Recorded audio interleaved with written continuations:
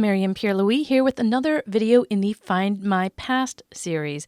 In the last video, we showed you how to upload a GEDCOM file to Find My Past so that you can have an online tree.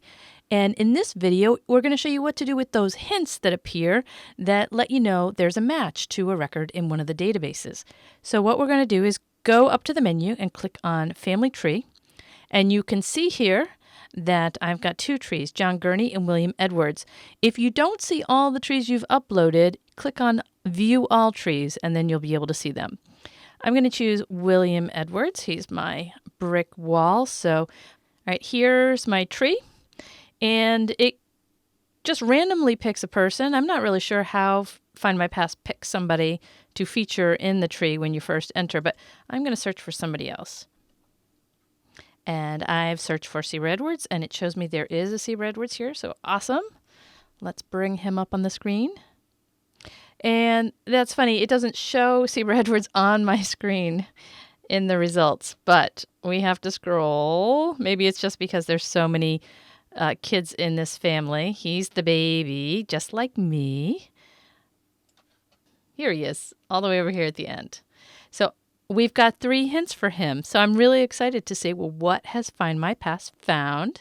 I don't think there's going to be anything new that I don't know about my great-grandfather, but let's see what they got. So all I did when I started was I uploaded the basic information, births and deaths and burial information. There was no census information or anything like that when I uploaded this tree. So we'll click on these hints, and now it tells me that there are 3 hints: the 1870 census, the 1910 census, and the 1900 census. And I have a choice on each one of these hints to either reject it right now or to accept it. And one of the reasons I chose this particular great-grandfather is because he is such a unique name that it's very clear for me to know without too much fuss that this is definitely the right person. So when you're testing out a new program, like FindMyPast, it's always good to test with somebody fairly unique and somebody who you know really, really well. And then you can make a quick assessment in testing this new platform, whether it's returning your family member or not. It's just a little quicker than doing somebody named John Smith. All right, so I'm looking at this hint from the U.S. Census 1870, and it's showing me the full name is a match. That's good. Birth date, it's saying that it's different. Here in the census, it's saying 1870. And of course, I have more information. I've got his actual birth date. And I'm going to keep that, of course. Here, it's providing the information from the census. And since I didn't upload any census information with this GEDCOM file, it's blank on my side. But I would like to have it. So now we need to go all the way down to the bottom where it says, are these the same people? I can hit no, reject. I can hit maybe, but I'm going to hit yes and take you to the next step so you can see what to do. And these are the same, so there are no options here. In this row, it says different, and it shows you what the 2 options are. I'm going to leave it like that, and to leave it the same, you don't do anything. Down here, we've got the census information from 1870 and nothing on my side. So to get this stuff into my online tree, we're going to hit the arrow. And now you see that it populates over there. And yes, he was in Glen in 1870. He was only 2. Oh, no, he wasn't 2. He was born in 1869. So he's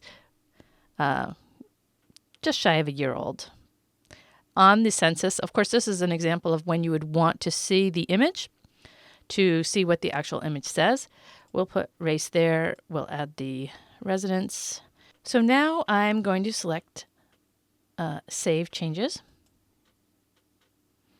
And it says, by pressing Update My Tree, the facts on your tree will be updated. This may overwrite what is currently on your tree and cannot be undone. I didn't actually select anything to be overwritten, so I don't have to worry about that. But do pause and make a special note that you've clicked the right buttons before you hit Update My Tree. So we click on that. It saves, and let's go to Facts and Events. And now we can see census information added to my tree for 1870.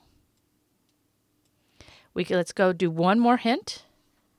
and see how that works. So we're going to review the 1900 census, a little bit more information in that one. All right, so it says Sparta Edwards, and obviously my great-grandfather's name is Sieber. The same problem happens on Ancestry.com. In every instance of my grandfather appearing in the census, the transcriber came up with something creative for his name. And I think part of it is that his name is Sieber and people aren't familiar with that. And I think the other part of that is the handwriting. People who are doing the transcribing just aren't particularly familiar with the handwriting. So 1900 census, I don't have that in my system, but I do have the 1870 under residence, but this is a new residence. And wife of head of household, that's really strange because his wife was not named Mary. Ooh. Daughter Irene. All right, so this is totally not the right hint. So this is good to know. Funny thing is, my Sieber Edwards did live in Providence, Rhode Island in 1900, but let's see if we can click on view transcription. Okay, so this is saying Sparta Edwards, married male, Rhode Island, his wife Mary, and let's see, a view image. I wonder what it's going to do because this is a free non-subscriber account. And I'm using this during a promotion. Whoa, way to go, FindMyPast. You shared with me the image. I like it. So this is exactly what you need to do if you have a conflict. So down here, we can see my target question. And it does say, what do you know? It says Sparta Edwards. How strange. This is totally not my relative.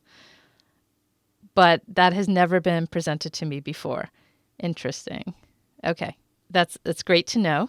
It doesn't help me, except that it does confirm that this is not my ancestor. Those are so not anybody in my family. So we're going to go back, and now we'll reject the hint. And that's the other thing you need to do. Let's see, I think I can do it over here. Yep, okay.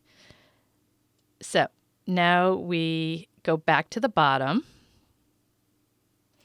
and it says, are these the same people? And we are going to say, no, reject. That is not my family. So that was a good effort.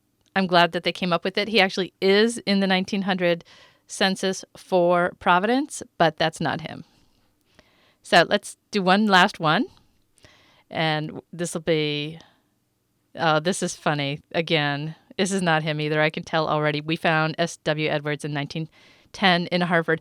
This is why it's really, really critical that when you're using a new platform, a new database, that you use an ancestor you know really, really well, and hopefully one that has a unique name.